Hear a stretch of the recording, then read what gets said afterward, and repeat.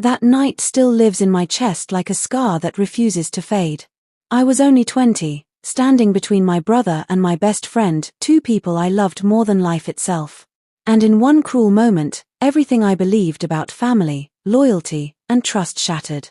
"Daniel, tell me the truth," my brother Michael shouted, his voice echoing through our father's office.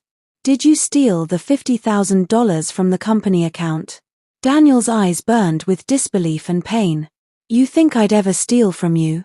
From your family?" But Michael's mind was made up. The evidence, forged and planted, pointed straight at Daniel.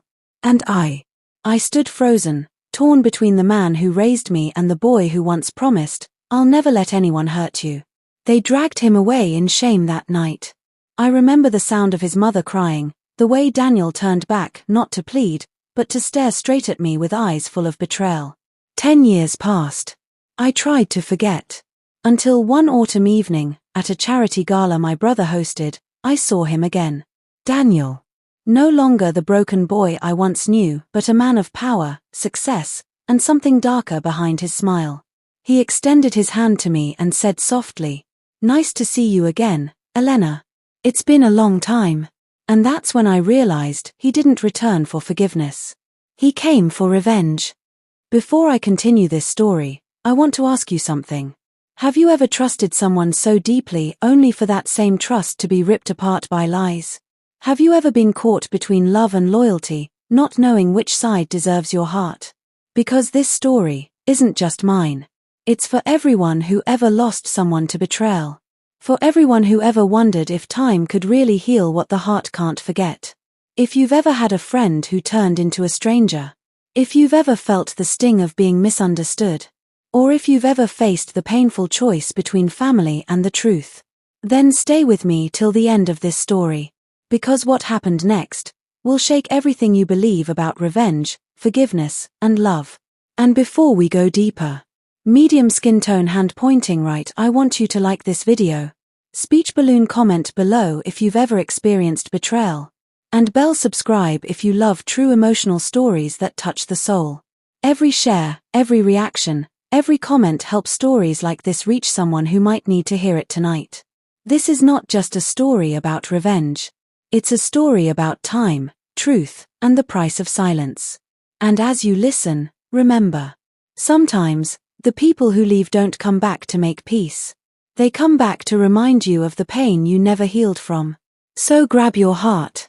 Because the past is about to return, and this time, it won't be asking for forgiveness. My name is Elena Parker, born and raised in Austin, Texas, a city that glows at night but hides its fair share of secrets. I grew up in a family where reputation meant everything. My brother, Michael Parker, was 5 years older, disciplined, protective, and already running our late father's construction company before he turned 25. And then, there was Daniel Reed, the boy who lived next door. Daniel was the kind of friend who never let me walk home alone. He was hardworking, humble, with a laugh that could soften the hardest day. His father was our company's site foreman, and from the time we were kids, we were inseparable like sunlight and shadow. When my parents died in a car accident, Daniel became my safe place. We studied together, dreamed together, and I trusted him the way some people trust prayer. Michael liked him too, until business and pride got in the way. Our company, Parker and Sons Construction, was thriving. Michael was known for his sharp mind, Daniel for his integrity. They respected each other until that one missing envelope of company cash changed everything. Our home was beautiful but cold, big glass walls, leather furniture, and silence that echoed too loud at night. Back then, love felt simple. I thought loyalty meant forever. But I didn't know that even the people who smile at your dinner table can hide the deepest envy in their hearts. That year, the year before everything collapsed, I still believed in happy endings. I believed in my brother's sense of justice. And I believed Daniel would always be my friend. I was wrong. Because sometimes, life doesn't warn you before it breaks you. It just hands you a truth you're not ready to see.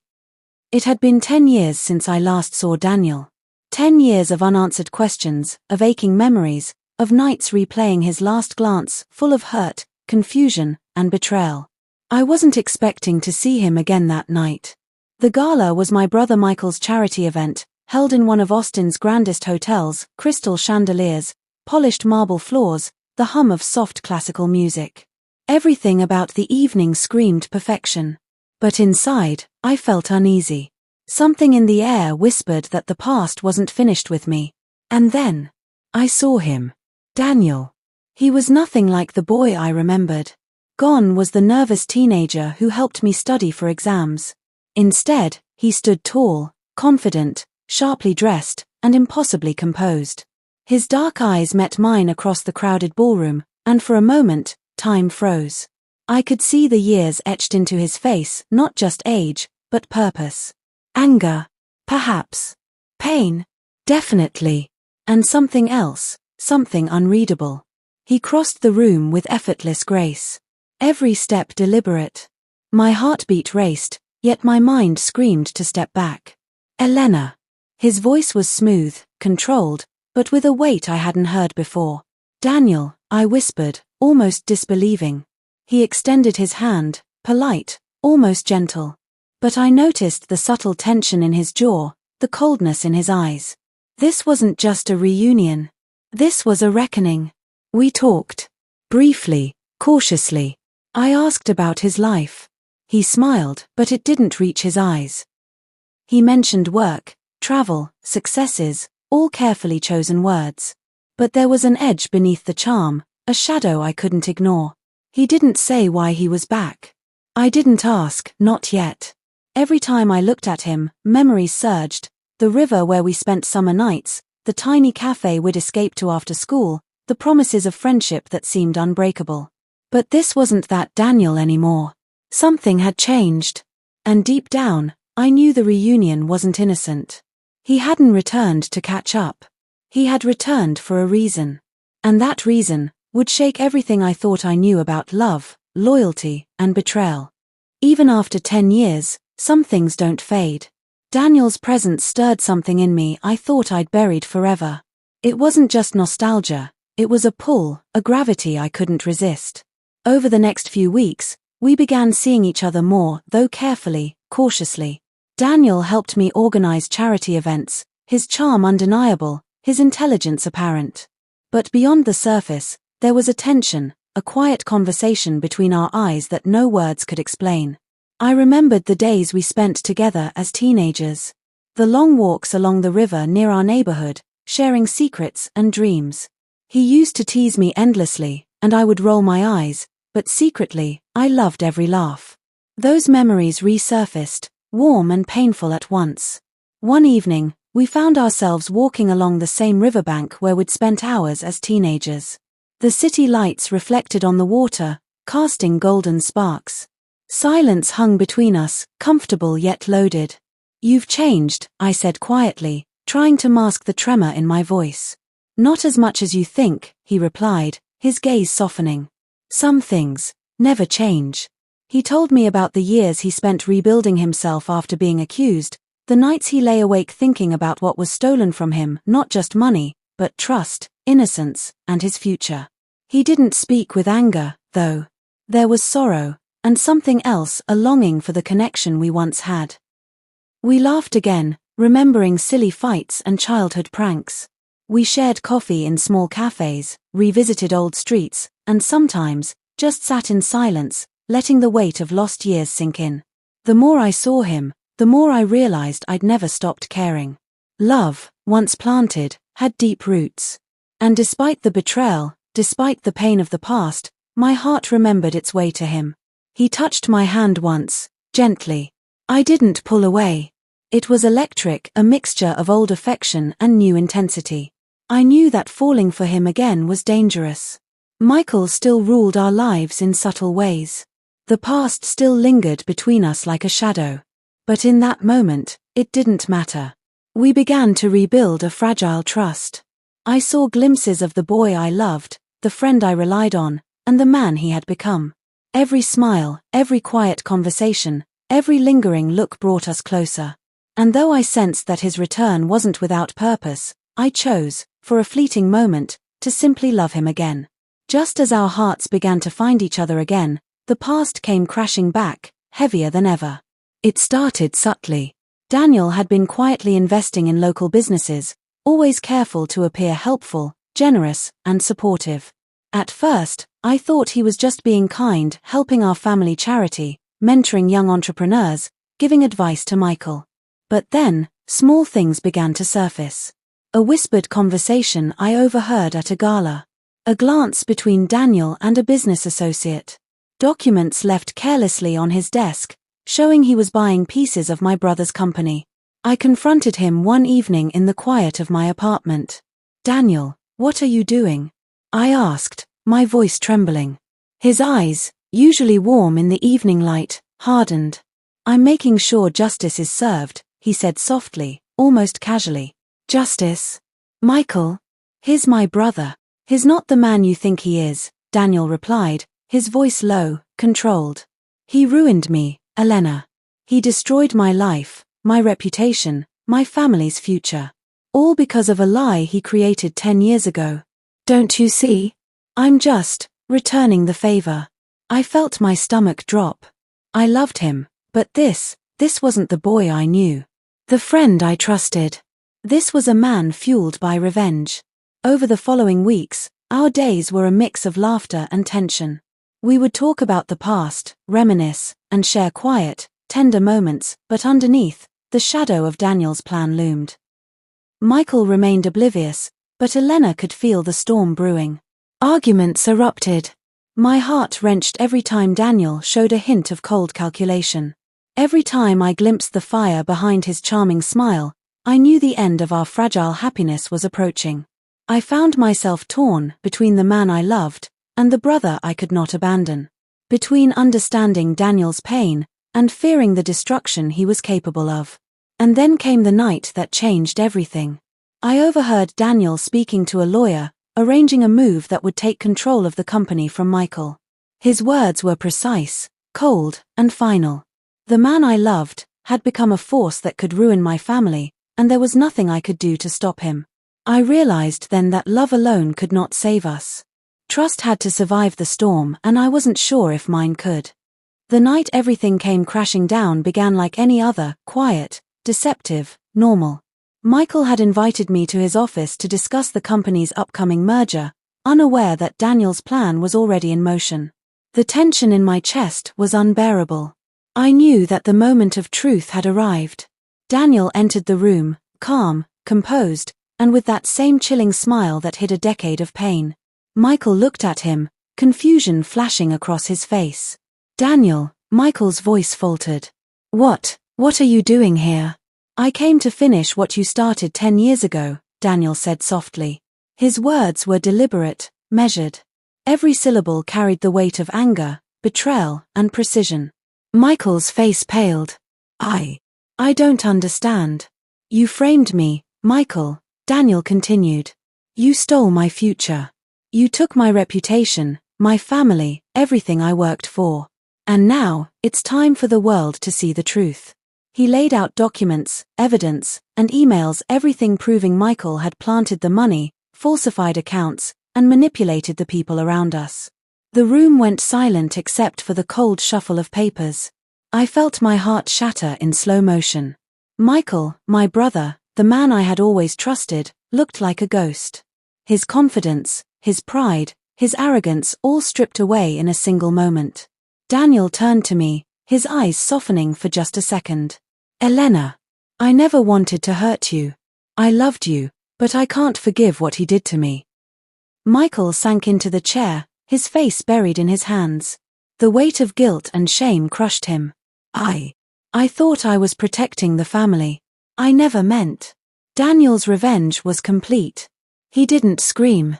He didn't attack. He simply revealed the truth. The truth Michael had tried to bury for a decade. I stepped forward, tears streaming down my face. "Daniel, please. This isn't the way. Revenge won't bring peace." But he shook his head. "It's too late for me. For him. For us." I watched as the man I loved, the boy who once promised to always protect me, became a stranger before my eyes. The brother I revered collapsed under the weight of his lies. And I, caught in the middle, felt my heart break twice, once for the man I loved, and once for the family I thought I knew. That night, I understood something terrible. Some truths hurt more than lies. Some betrayals don't just break trust, they reshape everything you thought was real. And in the midst of all this, one thing was certain. The past had returned, and nothing, not love, not loyalty, could stop it. The days after that night were heavy with silence. The house felt emptier than ever, though the walls were the same. The company buzzed with rumors, whispers, and tension. Michael didn't speak to me, nor did Daniel. Both men carried their own weight, and I was trapped between the pieces of my shattered world. Michael eventually turned himself in. He faced the consequences of the lies he had buried for a decade. It was the only way he could find even a fraction of peace, and it was the only way I could begin to forgive, not for him, but for myself. Daniel left town again, quietly, leaving no grand farewell. No dramatic speech, just a letter slid under my door weeks later. I unfolded it with trembling hands. His words were honest, restrained, and full of the man I once loved, a man who had fought for justice but at the cost of his own happiness. Elena, he wrote, I wanted to stay. I wanted to fight for what we once had. But revenge changes people. It doesn't heal. I hope one day you can forgive me for everything, and maybe, find love again, free from the past that haunted us both. I read the letter over and over, letting the words sink in. Love had returned for a brief, painful time, only to vanish again. But there was something important I realized. Daniel's revenge had revealed the truth, but it had also shown me the strength I never knew I had. I began to rebuild my life. Slowly. Carefully. I returned to the charity work, invested more time in friends who truly mattered, and learned to set boundaries, both with love and family. The love I felt for Daniel didn't vanish, it became a quiet memory, a lesson of how powerful trust and betrayal can be. Sometimes I think about him. About us. About what could have been.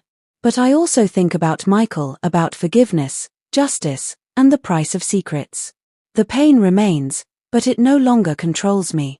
Life moves forward, even when the heart hesitates. Even when love hurts more than the absence of it. And in that movement, I found clarity. Truth doesn't always come wrapped in happiness. Sometimes it comes with heartbreak, shame, and endings we don't want. But it also comes with freedom. And for the first time in a long time, I felt free. Looking back, I realize now that life doesn't give us clear answers. It gives us moments, fleeting, powerful, and sometimes painful, that teach us who we are and what truly matters. Love can be complicated. Trust can be broken. Family can hurt you as deeply as strangers. And yet, even in the darkest moments, there is a lesson hidden between the cracks of heartbreak. Daniel returned not to rekindle love, but to reveal truth. Michael's lies didn't just hurt Daniel, they hurt me, too. I learned that revenge might bring satisfaction, but it never heals. It leaves scars, creates distance, and twists even the strongest bonds. Forgiveness is not about excusing wrongs, it's about freeing yourself from the weight of them. Holding on to anger, to betrayal, or to what could have been only prolonged suffering. I had to let go, not because they deserved it, but because I needed to breathe again. And love is powerful, but it's also vulnerable. It requires courage, patience, and trust. Sometimes, the people you love most will hurt you, and that doesn't mean love has failed, it means life has tested it.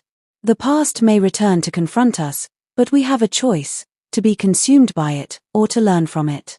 I chose the latter. I carry the memory of Daniel, the boy who was my best friend, the man who returned for revenge, in my heart as a lesson. Time changes everything, but truth and personal growth endure.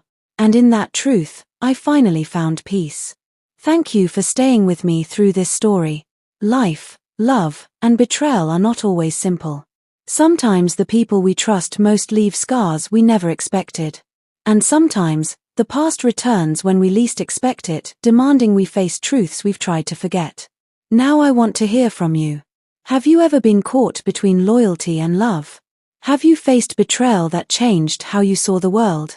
Or experienced a moment when forgiveness felt impossible, yet necessary? Speech balloon, share your thoughts in the comments. Let's talk about these moments, because even if life breaks us, we can learn, grow, and find strength. If this story moved you, don't forget to like, share, and subscribe. There are many more true stories waiting to be told, stories of heartbreak, hope, revenge, and healing. And remember, sometimes the people who return to our lives don't come for closure or love. They come to remind us of truths we weren't ready to face. But how we respond, with courage, forgiveness, or self-growth, defines who we truly are. So take this story, reflect on it, and carry the lesson forward. Because life may test you, but it also teaches you if you're willing to listen.